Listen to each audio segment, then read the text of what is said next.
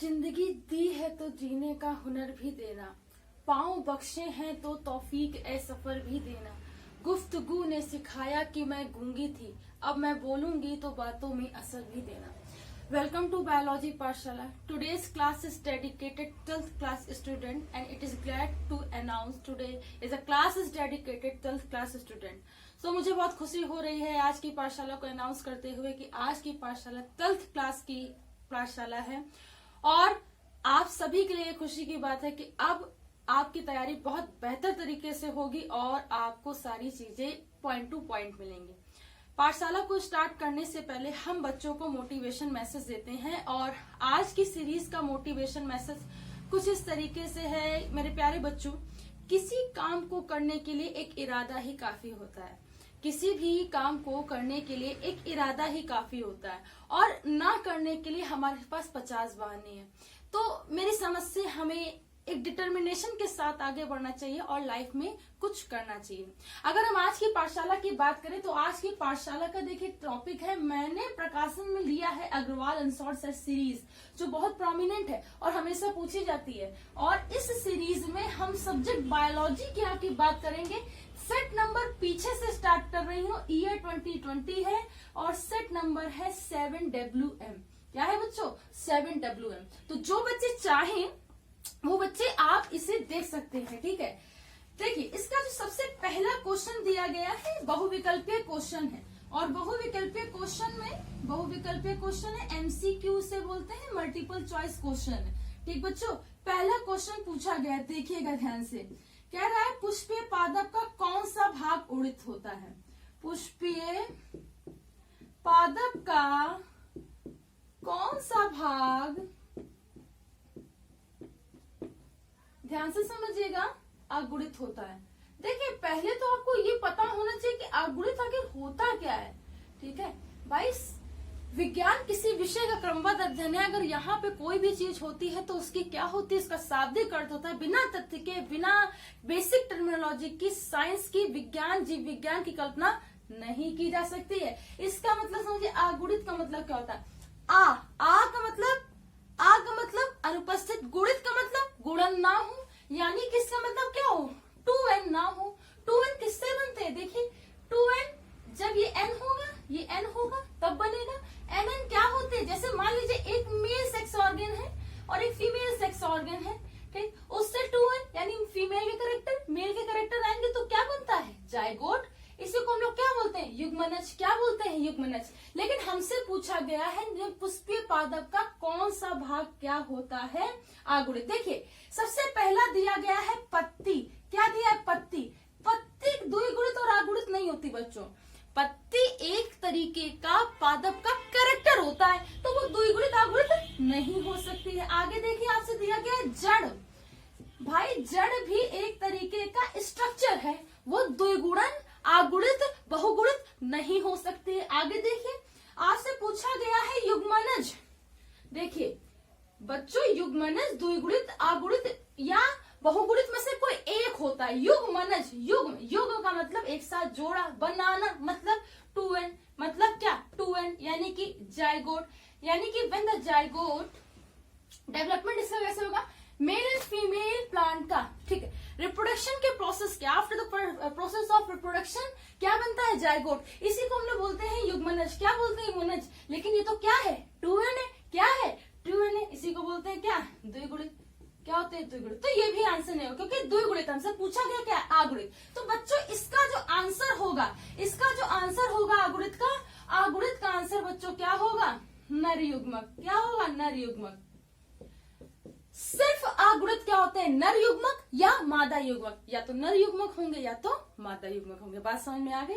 चलिए आगे के क्वेश्चन बात करते हैं। अगर आगे के क्वेश्चन की बात करें तो देखिए, सबसे पहला जो प्रोमिनेंट है इसको रब कर देते हैं बच्चों, ठीक है।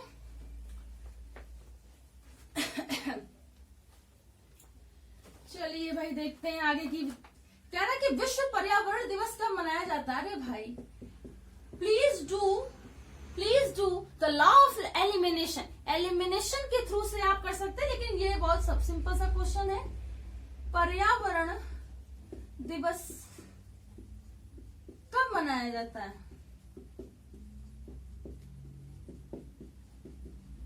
सब जानते हैं, इससे कोई ऐसा बच्चा नहीं है जो ये जानता ना हो। देखिए इसका आंसर विश्व पर्यावरण जरूर जो दिवस मनाया जाता है वो हमेशा 5 जून को मनाया जाता है। 5 जून को विश्व पर्यावरण दिवस मनाया जाता है। पर्यावरण के संरक्षण के लिए एवं जीव वन्य संरक्षण के लिए पर्यावरण दिवस प्रत्येक वर्ष 5 जून को बनाया जाता है। और इसमें सारे संरक्षण यानी प्राकृतिक संपदा के संरक्षण जैसे जल संरक्षण, वायु संरक्षण, भूमि संरक्षण, वन्य जीव संरक्षण, जीव संरक्षण, पादप संरक्षण, इन सब के संरक्षण को एक ध्यान दिया जाता है और इसके बचाव के लिए, इसके संरक्षण के लिए प्रयास किए जाते हैं। और इन संरक्षण को करने के लिए पृथ्वी के और पूरे पारितंत्र इकोसिस्टम को बैलेंस बनाने के लिए ये दिवस मनाया जाता है। इसे विश्व पर्यावरण दिवस कहते हैं। नेक्स्ट क्वेश्चन देखिए बहुत अच्छा क्वेश्चन है, इसके पीछे कहानी भी है। ठीक है, पेनिसिलिन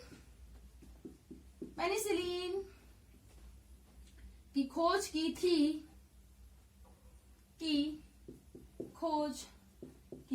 तो बेटा मेरे आपको कुछ नहीं करना, आपको किसी भी ठीक है टॉपिक में एमसीक्यू को लगाने के लिए क्या करना है, किसने बनाई है, किसने खोज की, जैसे भी दिया ठीक है बनाई।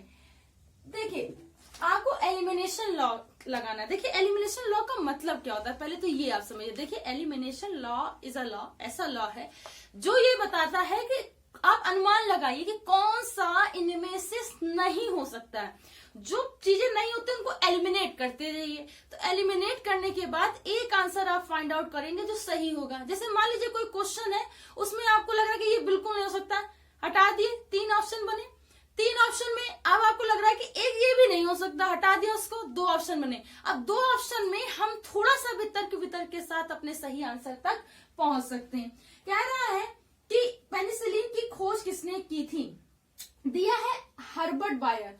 अब हर्बर्ट बायर का इस पेनिसिलिन से कोई लेना देना नहीं, तो हमने एनिमेलेशन लगा के देखिए हम भी इसी से करते हैं सारे क्वेश्चनों को।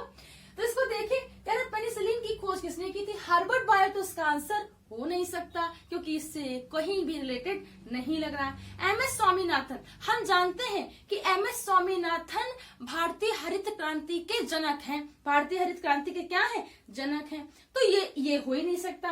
रामदेव मिश्र का जीव विज्ञान में कोई योगदान नहीं है, ये ऐसे नाम दिया गया। अब बचा क्या, लास्ट ऑप्शन बचा है, डेट इज अलेक्जेंडर फ्लेमिंग। का बचा बच्चों, अलेक्जेंडर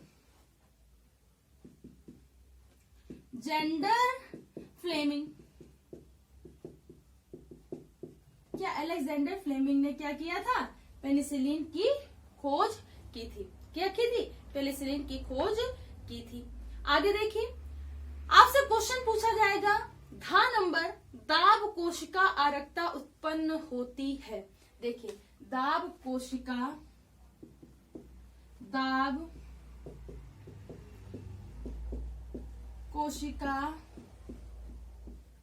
आरक्ता उत्पन्न होती है।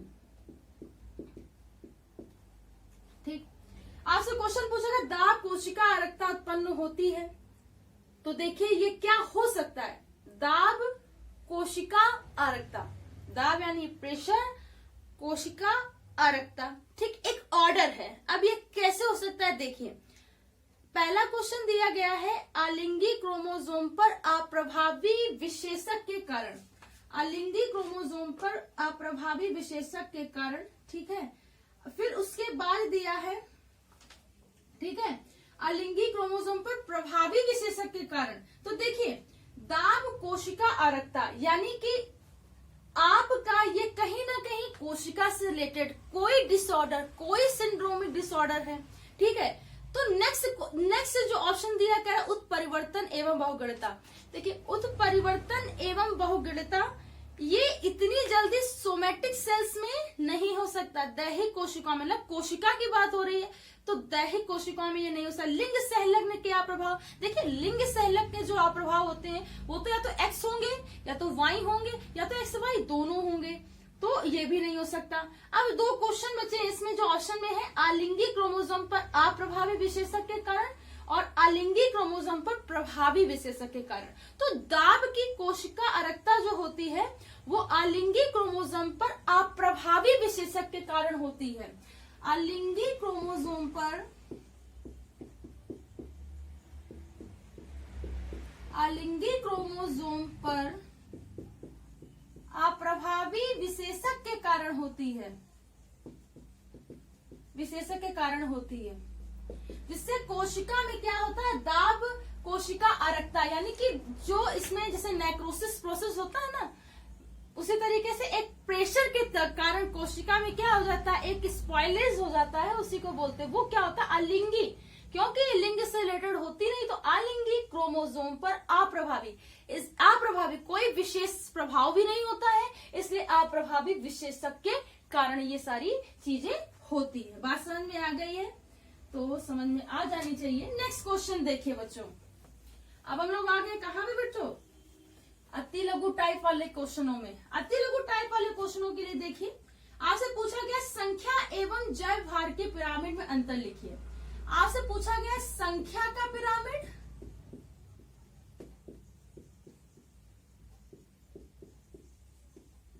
संख्या का पिरामिड, और देखिए जैव भार का पिरामिड। जैव भार का पिरामिड होता क्या, मतलब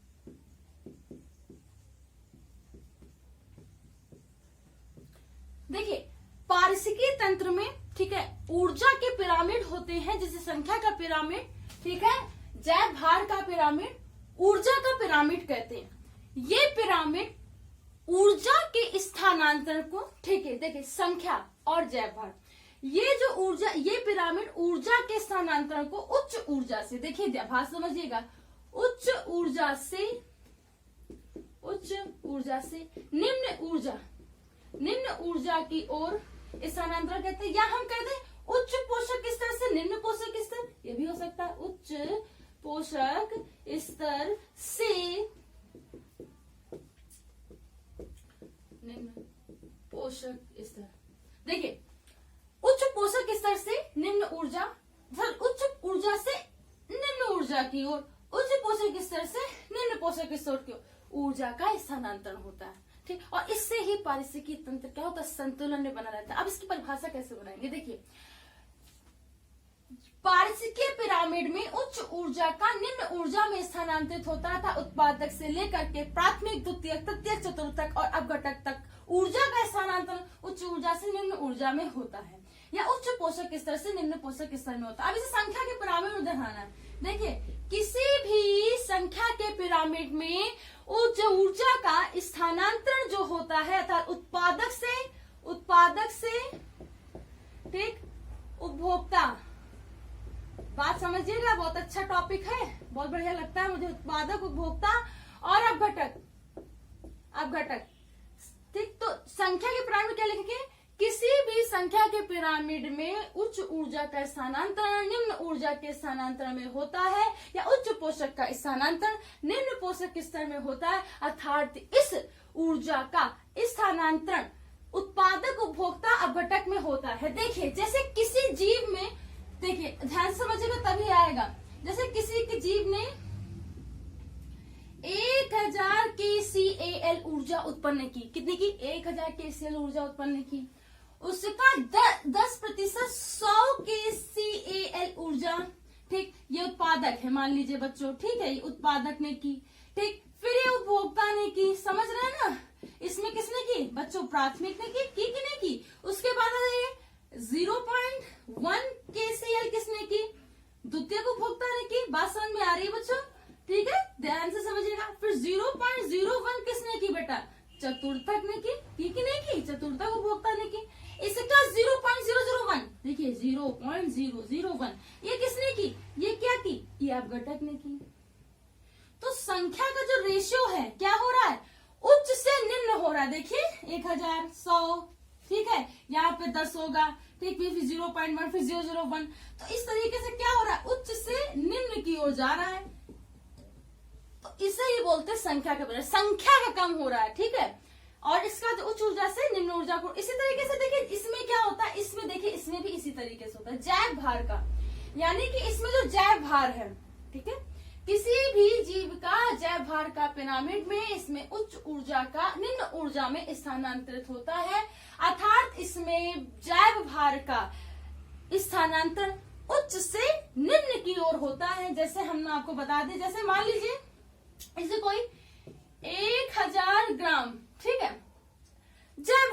का निर्माण हुआ, किसमें हुआ? उत्पादक में। बस सेम ऐसे ही है, कुछ नहीं, इसमें KCl के फॉर्म में। अब इसी का अगर कर दे तो 10 ग्राम क्या होगा बच्चों? ये उपभोक्ता में हो जाए, किसमें? प्राथमिक में होगा। ठीक, 0.1 किसमें होगा? द्वितीयक में। 0.01 किसमें होगा? तृतीयक में। 0.001 किसमें होगा? चतुर्थक में। तो ये अंतर होता है कि इसमें जैव भार के द्वारा ऊर्जा का स्थानांतरण होता है, इसमें संख्या के पिरामिड के द्वारा ऊर्जा का स्थानांतरण होता है, उच्च से निम्न की ओर होता है। बात समझ में आ गई? चलिए आगे